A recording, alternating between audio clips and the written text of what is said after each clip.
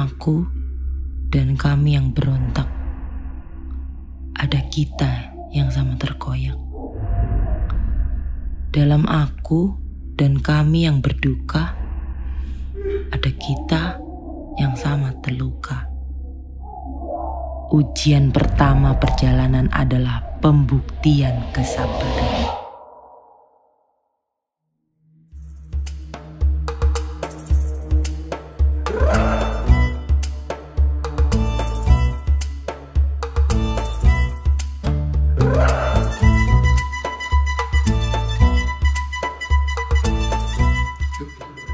Oh iya, suruh masuk aja, suruh masuk. Assalamualaikum Mas. Waalaikumsalam. Maaf ya kita telat. Gak apa-apa, dengan Mbak siapa? Aku Tita. Mbak Tita, Mas? Rifki, Mas? Mas Rifki, saya tak bisa dulu. Iya. Monggo, Makasih ya, monggo, Mas. duduk Mbak, Mas. Permisi ya, Mas. Yo. Aku sekarang prepare ya, Mas. Monggo, Mas, silakan. Aduh, gimana nih, Mbak? Jauh yuk kesini yuk. Ayan Mas, maaf ya kita telat. Iya, gak apa-apa, Mbak. Mbak sama Masnya ini rumahnya di mana? Aku di Karsyaka, tapi tadi aku ke Alsanjak dulu nyamperin Rifki. Oh, gitu loh. Berarti Mas Rifki rumahnya di Alsanjak Mas, makanya kita ke Alsanjak dulu, terus kita naik tren naik Kisban ke Sirinyar. Oh, Dari Sirinyar kita naik bus 676 ya Teh? Iya. Nyampe depan situ Mas. Oh, naik 676. Harusnya tuh kalian naik 476 aja. Oh. Nyampainya bisa depan sana. Jadi langsung jalan ya sekitar 2 menit lah. Mungkin lain kali ya Mbak ya. Iya, lain Bisa lebih efektif lah, bisa lebih cepat. Ini ngomong-ngomong, Mbak sama Mas ini kuliah di mana? Kalau aku di Katip Celebi. Oh, di Katip Celebi loh. Masnya? Aku di Dokus Mas, di Gus TP-nya tapi Mas. Berarti kalian ini beda universitas? Beda kampus kita. Oh gitu lah. Terus kalian bikin konten bareng gini gimana? Kalau aku tuh sama Rifki sebenarnya ketemunya di PPI, di Izmir. Nah, terus kita tuh suka bikin konten bareng, Mas. Oh. Nah, kemarin tuh kita bisa wawancara ini ketua PPI di Izmir. Oh si Mas Iqbal. Yuk, Iya. saya sering nongkrong sama dia. Oh, gitu. Mas, sorry Mas. Oh, boleh. Sorry. Ya, Ini, betul. Ini masuk di dalam ya? Betul. Ini dikantongin aja Mas. Saya tak pasang dulu. Terus gimana Mbak? Nah, terus habis itu juga banyak yang request ternyata Mas buat kita tuh wawancara salah satu penulis dari Indonesia yang berkarir di Turki. Waduh, makasih loh Mbak. Gitu saya jadi merasa Aku tuh tersanjung. salah satu penggemarnya Mas Agus. Oh serius? Serius. Berarti kamu baca buku saya? Aku baca bukunya. Waduh, makasih loh Iya. Mbak. Saya jadi tersanjung ini. Oke, tak udah ready. Oke, udah mulai. Udah bisa dimulai? Udah, jadi ini sebenarnya wawancaranya santai aja. Yuk. Nanti Mas Agus tinggal memperkenalkan diri, habis itu tinggal kasih tahu nih perjalanan Mas Agus selama berkarir di Turki seperti apa. Oh, gini. Oke, aku paham. Jadi udah bisa dimulai ya Mbak? Udah Mas? bisa. Situ kameranya. Oke. Nama saya Agus. Nama panjangnya Agus Prawira Santoso. Usia saya 28 tahun. Saya tuh di Turkinya tuh tinggal di Buca, Izmir. Saya pertama kali ke Turki tuh tahun 2013 masalah. Jadi dulu tuh saya dapat beasiswa untuk kuliah di sini. Ya alhamdulillahnya keterima gitu loh, alhamdulillah. Padahal ya dulu saya hidup di kampung yo, Mbak yo.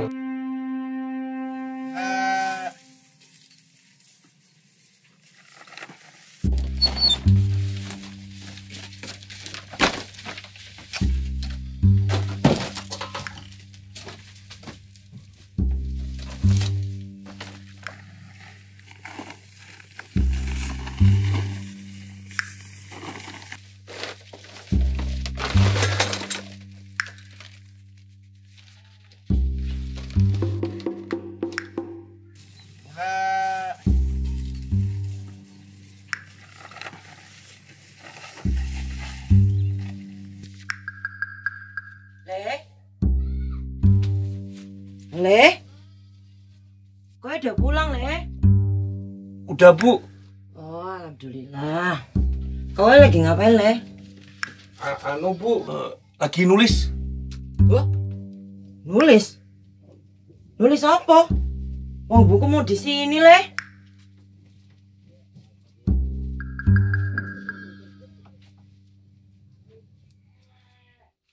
Yaudah ya, Le. Bantu ibu yuk. Angkatin cucian.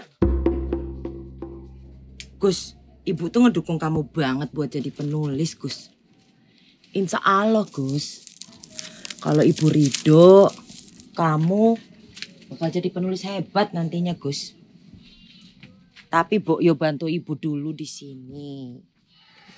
Kan kamu tahu ya Gus, kita tinggal itu di negara mana? Kita tinggal ini di negara orang kaya semakin kaya, orang miskin ya semakin melarat Gus. Yo kayak kita. Tapi gimana ya Bu? Aku iki tuh pengen banget loh Bu ke Jakarta. Karena apa ya Bu? Ibu coba bayangin. Kalau aku di Jakarta, aku bisa cari kerja, bisa punya gaji. Setiap bulan tuh aku bisa kirim ke ibu uangnya.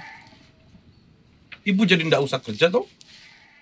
Ya Gus, ya benar sih. Benar omongan kamu itu nggak salah. Tapi Gus, kamu itu emang tahu kamu ke sana itu mau naik apa? Terus nanti kamu di kota besar itu mau makan apa Gus? Tinggal di mana? Orang kota segede gitu Gus. Percaya sama ibu.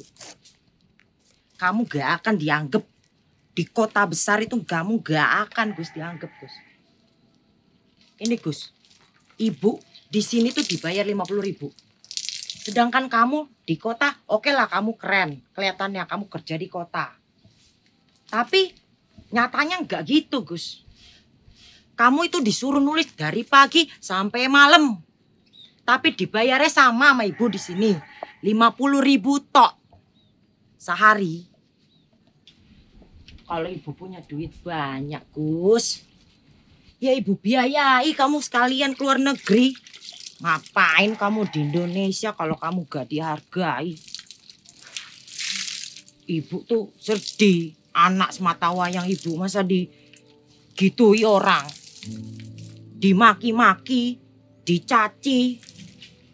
Ya ibu gak sudi Gus.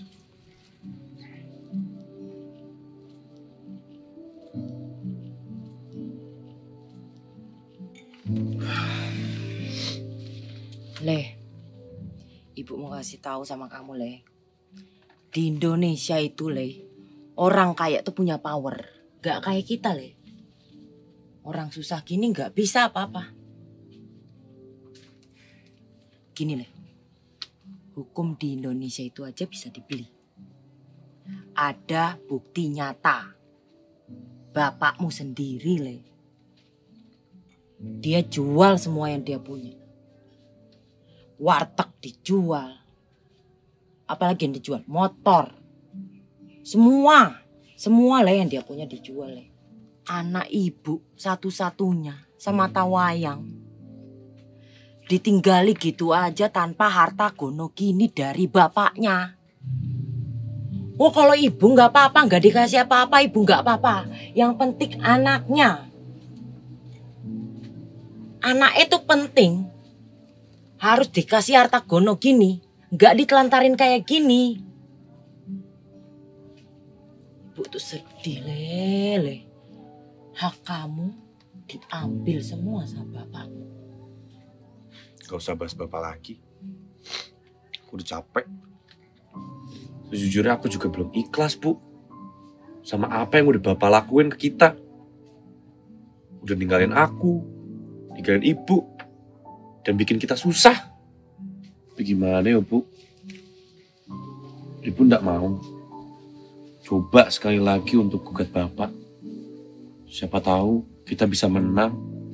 Hartanya bisa dibagi 2 Bu. Kita ndak jadi susah. Alah Lele. Ibu tuh maunya kayak gitu Le. Kalau ibu punya uang. Wong ibu gak punya uang. Kan kamu tahu sendiri Le. Ibu itu menggugat bapakmu. Tapi apa yang dibilang sama bapakmu? Sama hakimnya itu? Bapakmu ngata-ngatai ibu. Hakimnya juga. Katanya ibu gak bersyukur lah.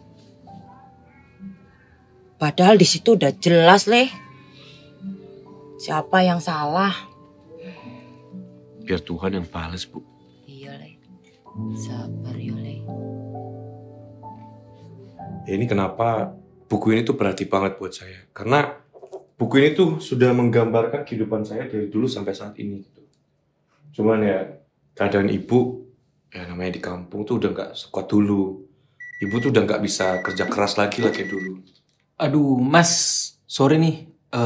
Baterainya habis yang kameranya. Oh, mau ganti dulu? Iya, aku ganti dulu sebentar ya, Mas. Monggo, ganti dulu. Ini Mas, Mbak, Maaf sekalian, ya, sekalian nih cainya diminum, Mbak, Mas.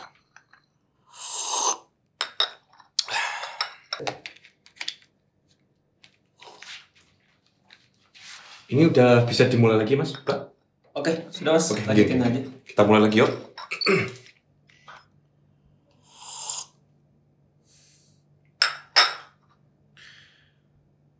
Sekarang kondisi ibu tuh udah enggak seperti dulu lah.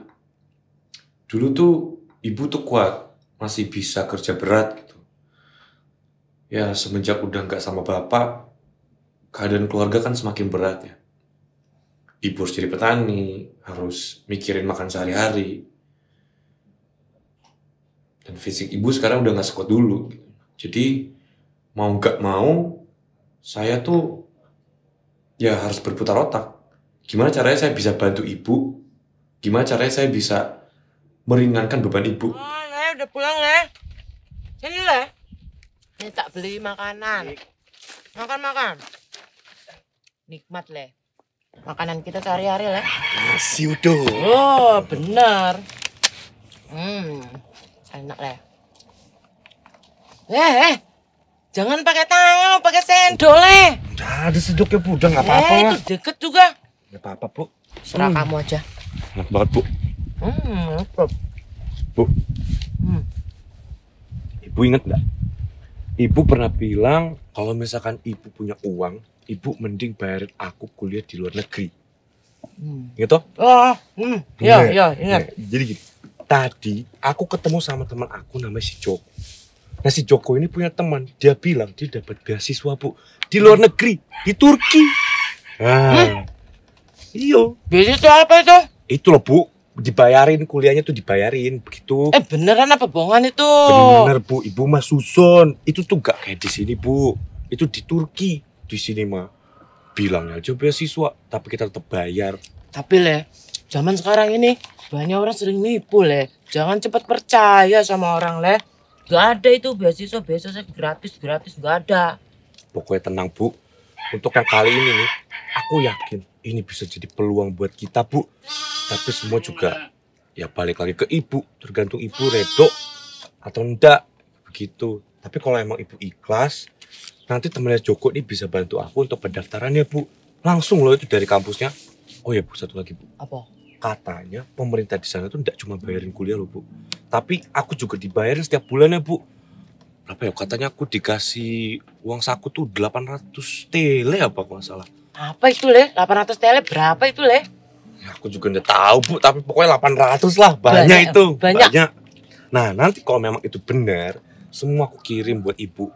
Nanti ibu nggak perlu kerja lagi. Nah nanti aku di sana bisa cari kerja Bu, gampang itu mah. Tapi nggak apa-apa sih Le. Kalau kamu mau ya, itu kan cita-citamu. Nggak mungkin lah ibu ngehambat anak ibu sendiri ya. Anak ibu semata wayang satu-satunya. Nggak mungkin ibu mau nasib kamu tuh sama ibu. Enggak Jadi sawah, penghasilannya dikit ya toh. Enggak Bu. Ibu doai supaya kamu keterima. Soalnya ya ibu nggak bisa bantu banyak. Ya dikatakan ibu ada duit. Ini Le, ibu cuma punya uang segini. Buat kamu beli kornet. Ya. Warnet Bu. Iya, yang itu komputer itu Le. Warnet Bu, Wah, warnet. itu. Ibu ini guyon aja. Warnet Bu. Soalnya lagi makan Le, Iya, jadi Bu. ingetnya net lah, apa kornet. Warnet beda Bu, yang satu daging, satu komputer. Jangan serius-serius. Ya ibu lah.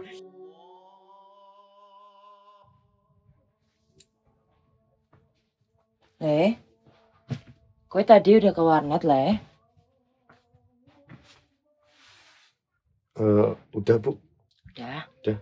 Aku tadi udah masukin pendaftarannya, jadi ya kita tinggal berdoa aja. Semoga memang kita diterima gitu Bu. Amin Le, yang terbaik buat kamu ya Le. Oke Bu. Ya udah Le, ibu udah ngantuk banget ini Le. Ibu tidur dulu nih Le. Oke Bu, aku mau sholat dulu. Assalamualaikum. Assalamualaikum.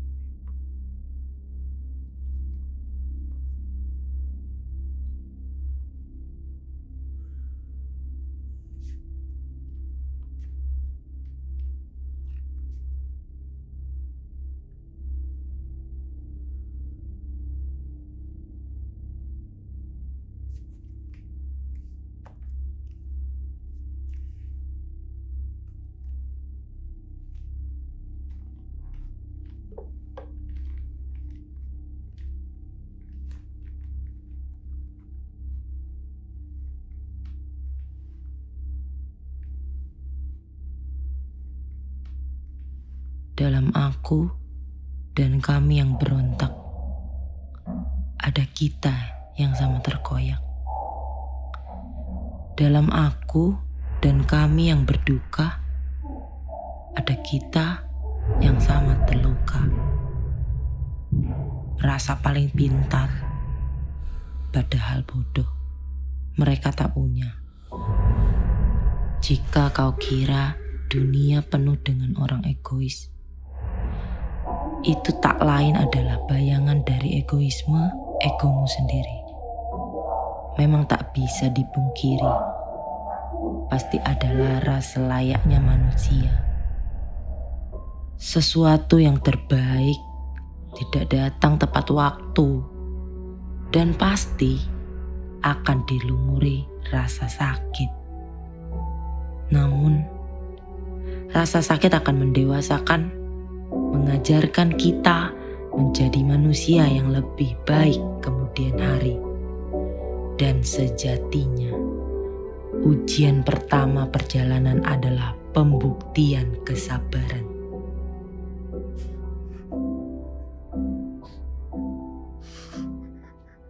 Gus.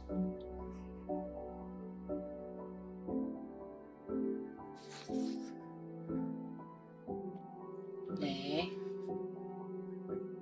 Nggih, Bu. gue belum tidur, Le. Nanti sebentar lagi, Bu. Ya udah, habis itu tidur ya, Le.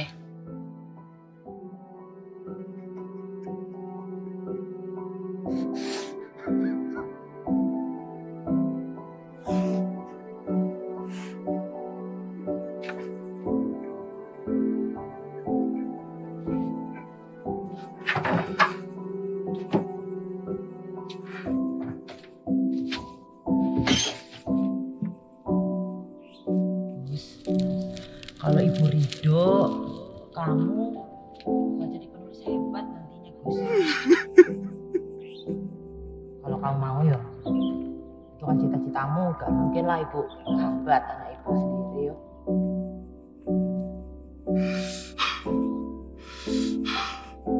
Kamu ikut Ibu Tani dulu ya, Gus. Bantu Ibu. Rasa-rasa ibu yang mengejar mimpi Mas tuh apa ya?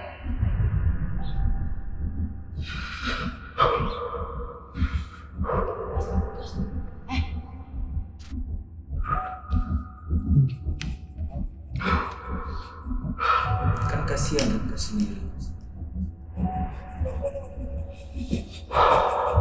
Kamu, gak bapakmu, semua ninggalin ibu. Karena dia saya tersenyum. Karena dia saya menangis. Dan karena dia saya kuat. Juga karena dia saya hidup. Sampai suatu saat nanti saya siap melepas Agus.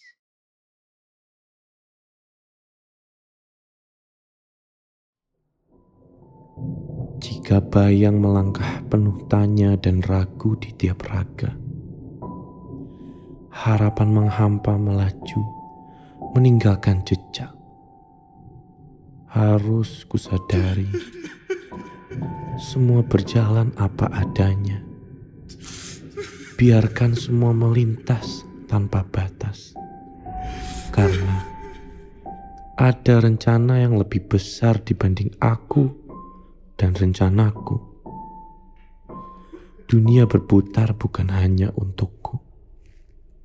Apapun keputusan yang kuambil, aku harus ingat orang-orang di sekitarku. Dan sejatinya, ujian pertama perjalanan adalah pembuktian kesabaran.